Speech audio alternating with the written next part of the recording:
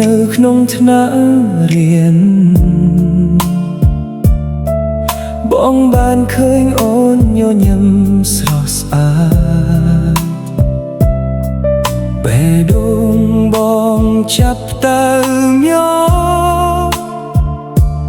ដូចមានអ្វីមកប៉ះពាល់អារម្មណ៍រាល់ពេលជួបនៅមុខជ្រសាលាបងតែងលួចមើលភ្នែកអូនជានិច្ចចង់ប្រាប់ថាបងស្រឡាញ់អូនតែមិនទាន់មានភាពក្លាហានសៀវភៅមួយក្បាលដែលអូនធ្លាប់ខ្ចីនៅរក្សាទុកជាអនុស្សាវរីយ៍ស្នេហ៍នៅវិទ្យាល័យស្នេហ៍ដំបូងក្នុងបេះដូងទុកគ្រាន់តែជាពេលខ្លីក៏មានន័យសម្រាប់បងស្នាមញញឹមរបស់អូននៅតែចងចាំចប់ក្នុងចិត្តជាស្នេហ៍ស្អាតបំផុតដែលបងមិនអាចបំភ្លេចក្រោមដើមឈើក្បែរទីលានសាលាយើងធ្លាប់អង្គុយនិយាយគ្នាលេង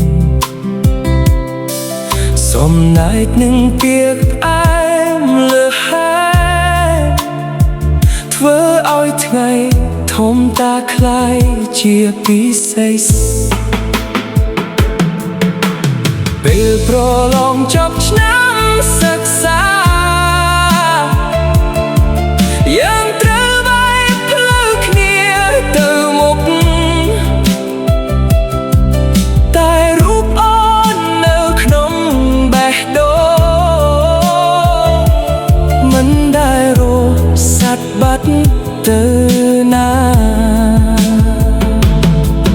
ទោះថ្ងៃនេះយើងនៅឆ្ងាយគ្នា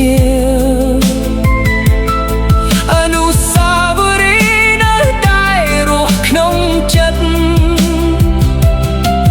បងសូមជូនពរអូនគ្រប់ពេលឲ្យមានសុភមង្គលក្នុងជីវិតស្នេហ៍នៅវិទ្យាល័យស្នេហ៍ដំបូងក្នុងបេះដូង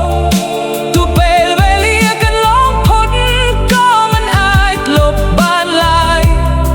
បើថ្ងៃណាយើងបានជួបគ្នាម្ដងទៀត